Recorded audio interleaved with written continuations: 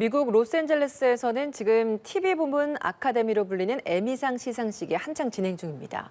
세계적인 신드롬을 일으킨 한국 드라마 오징어 게임이 몇 개의 상을 거머쥘지가 초미의 관심사입니다. 황동혁 감독과 배우 이정재 등이 주요 상 후보에 올라 있는데요. 오징어 게임이 비영어권 작품 최초로 새 역사를 쓰게 될지 주목됩니다. 네, 오늘 이 시간이 오징어 게임과 관련해서 김효정 영화평론가와 함께 이야기 나눠보도록 하겠습니다. 어서 오십시오. 네, 안녕하세요. 안녕하세요. 네, 에미상이라는 시상식. 우리 오징어 게임이 후보에 많이 올라 있기 때문에 많은 국내 팬들 관심을 갖고 있는데 먼저 이 에미상 시상식이 어떤 시상식인지부터 짚어보고 싶습니다.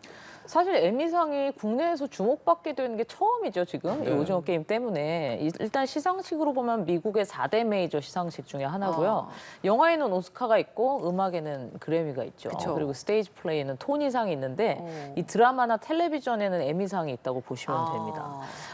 텔레비전 아카데미가 만든 것이고 1949년이 1회였으니까 지금까지 굉장히 오랜 전통을 이어가고 있는 것이고요. 근데 드라마만 생각을 해도 미국의 드라마가 굉장히 많지 않습니까? 네. 그래서 이 에미상은 좀 특이한 게 몇 갈래로 나누어서 진행을 하는데요.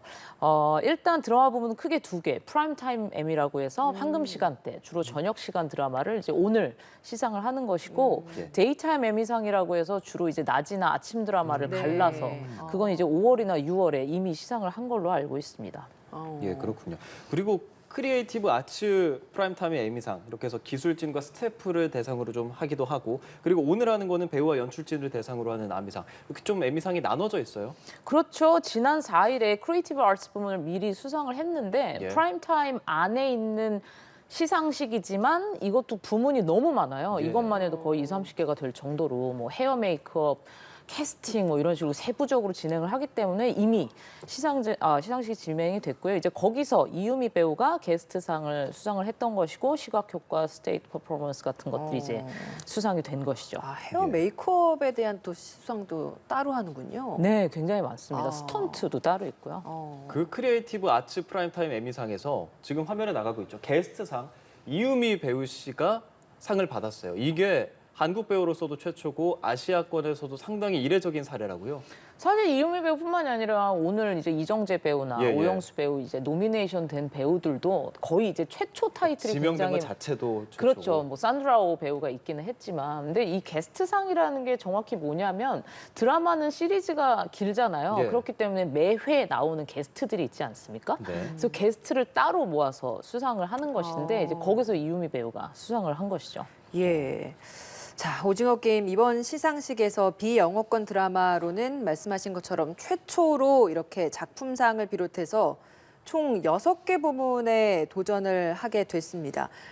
조금 전에 이제 들어온 소식에 따르면 아쉽게도 조연상은 불발된 걸로 보입니다. 정호연, 오영수, 박혜수 배우 수상은 불발된 상황입니다만 그럼에도 이렇게 후보에 오른 것만으로도 상당한 의미가 있는 것 같아요.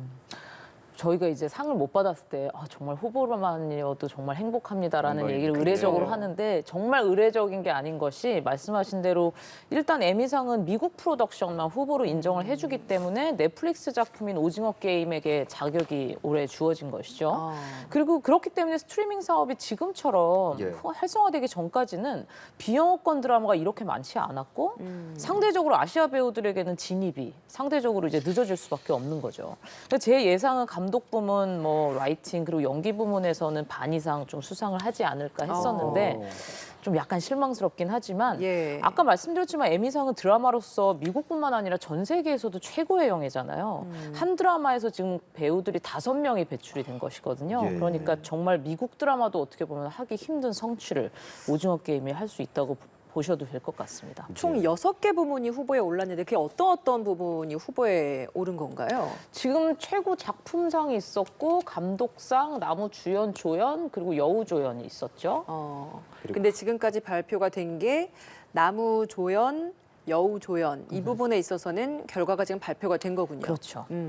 그렇다면 감독상, 각본상, 작품상, 나무주연상이 있는데 좀 짚어보면 지금 화면에 나가고 있는 이정재 배우님 요즘에 뉴스에서 얼굴을 상당히 저희가 많이 뵙게 되는데 이정재 배우가 이번에 수상을 할 것이냐 관심이 높습니다. 실제로 헐리우드 리포트에는 가장 유력하다라는 보도가 나오기도 했었는데 어떻게 좀 점치고 계세요? 인기가 현지에서도 상당히 많다고요?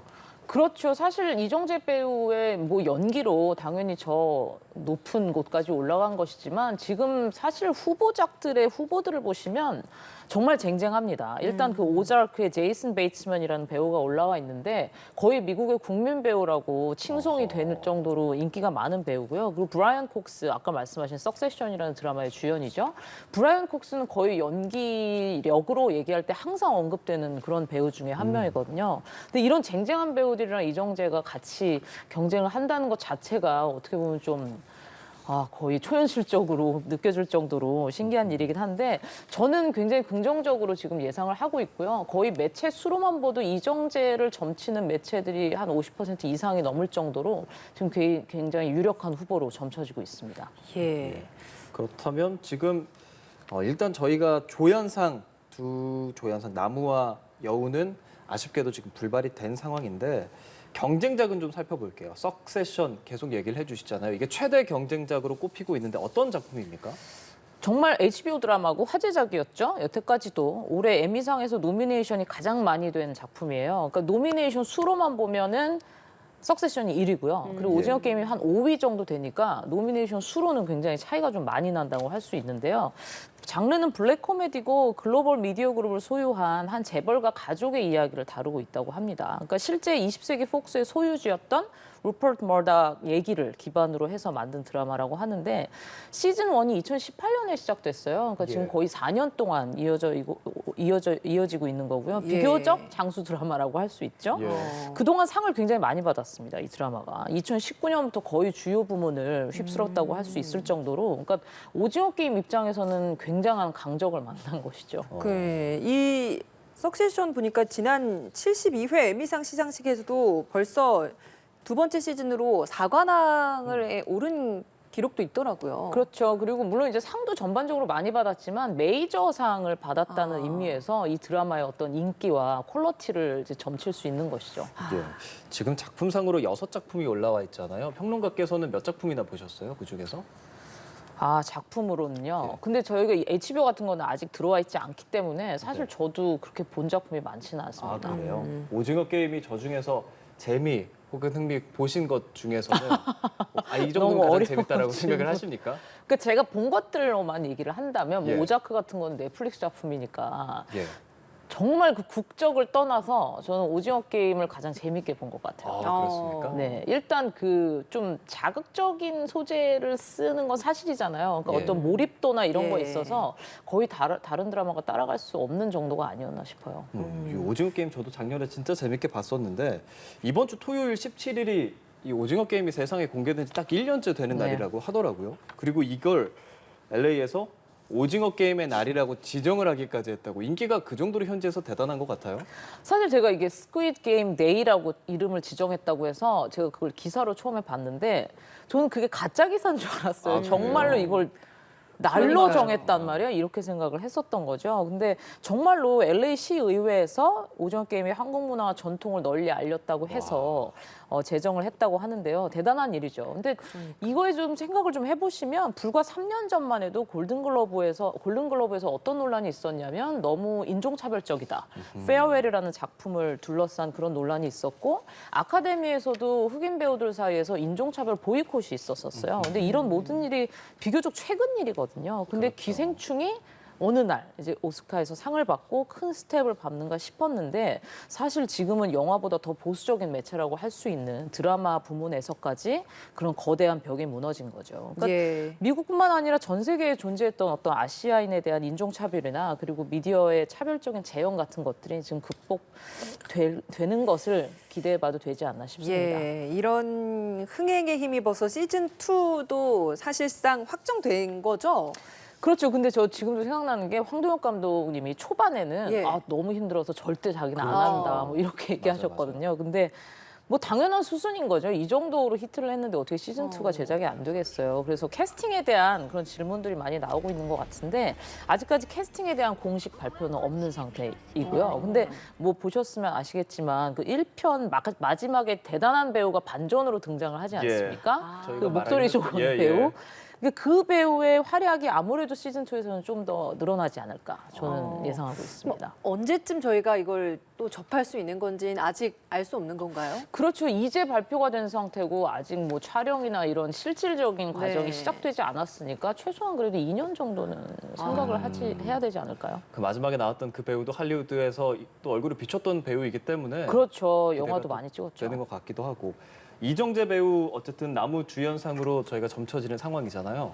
스타워즈에 캐스팅됐다는 보도도 있어서 국내에도 스타워즈 팬들이 상당히 많잖아요. 그 부분 좀 짚어주시겠어요? 그렇죠. 그리고 사실 이게 영화가 아니라 디즈니 플러스의 시리즈로 나온다고 하니까 어떻게 보면 포션이 굉장히 큰 거잖아요. 예. 그렇죠. 근데 이게 완전히 낙점됐다고 얘기하기는 좀 시기상조고요. 긍정적인 이야기가 오고 가고 있는 건 사실인 것 같습니다. 지금 루카스 필름에서도 그렇고 이정재 측에서도 공식 발표를 하지는 않은 상황입니다. 근데 기사가 이렇게 많이 나왔다라는 건 굉장히 높은 가능성으로 이정재 배우를 점 찍어두고 있다는 네. 얘기니까 좀 좋은 기대를 하고 두고 봐도 될 것 같습니다. 예, 이 오징어 게임이 이만큼 인기가 있다 보니 한국 우리 K 콘텐츠가 앞으로 더 흥행하지 않겠느냐, 제2의 오징어 게임이 나오지 않겠냐라는 많은 기대가 있었습니다만 1년이 지나는 동안 많은 콘텐츠들이 나왔고 흥행은 했습니다만 오징어 게임을 뛰어넘는 작품은 아직까지는 나오지 못했어요. 근데 이게 또 이 넷플릭스나 이런 OTT 시장에서의 어떤 제약도 많이 있어서 극복해야 될 부분도 있다고 들었거든요.